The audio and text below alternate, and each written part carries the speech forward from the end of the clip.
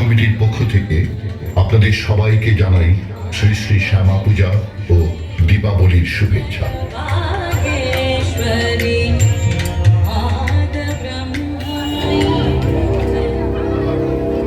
রক্তবীজ ছিলেন মহাপরাক্রমশালী এক অসুর। তিনি অমরত্বের আশায় ব্রহ্মদেবের আরাধনায় মগ্ন হলেন। ওম ব্রহ্মদেবায় নমঃ। ওম ব্রহ্মদেবায় নমঃ। ওম ব্রহ্মদেবায় নমঃ। হে অসুরপতি, কেন তোমার এই একাগ্র আরাধনা? কি চাও তুমি? হে ব্রহ্মদেব, আপনি আমাকে অমরত্ব দান করুন। হে অসুরপতি, তোমার আরাধনায় আমি প্রীত হয়েছি। তোমাকে আমি এই বর দিচ্ছি যে তোমার রক্তকণা মাটিতে পড়া মাত্র তোমার নবজন্ম হবে। আমি ব্রহ্মদেবের বলে বলিয়ান। আমাকে আমাকে কেউ বধ করতে পারবে না।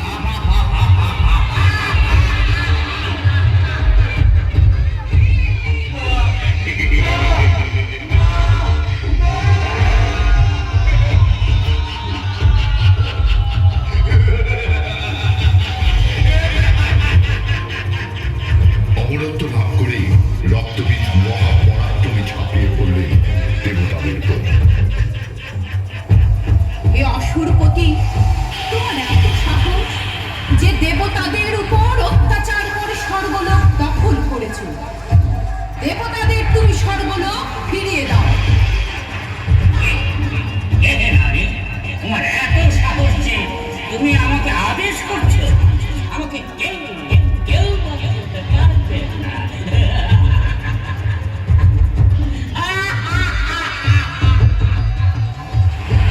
অসুর, তোমার এত অহংকার।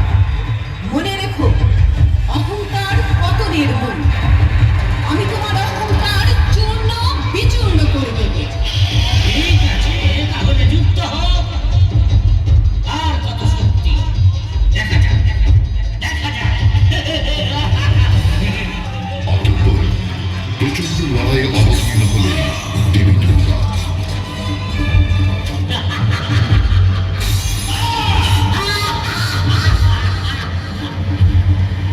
কি হচ্ছে? কি হচ্ছে? আমি যতবার অসুরের শিরচ্ছেদ করছি, ততবার তার রক্ত মাটিতে পড়া মাত্র নূতন অসুর জন্ম হচ্ছে। ঠিক আছে, তার রক্ত মাটিতে পড়তে দেওয়া যাবে না। এবার দেখ, দেখ আমার অন্য আরেক রূপ। জয়ন্তী মঙ্গলাহারি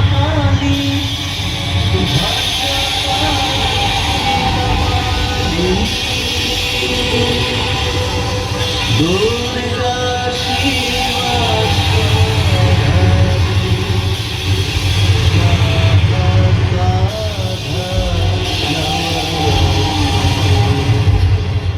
একই সঙ্গে আমি দুর্গা, আমি কালীতারা, আমি ভুবনেশ্বরী, আমি ভৈরবী, আমি ছিন্নমস্তা, আমি ধূমাবতী কমলা, ষোড়শী, আমি মাতঙ্গী।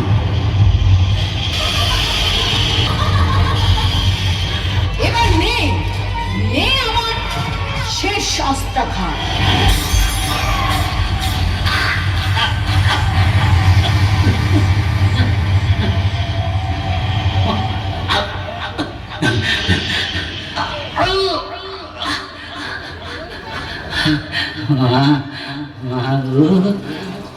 অবশেষে ভয়ঙ্কর অসুর রক্তবীজকে বধ করলেন মহাদেবী মহামায়া।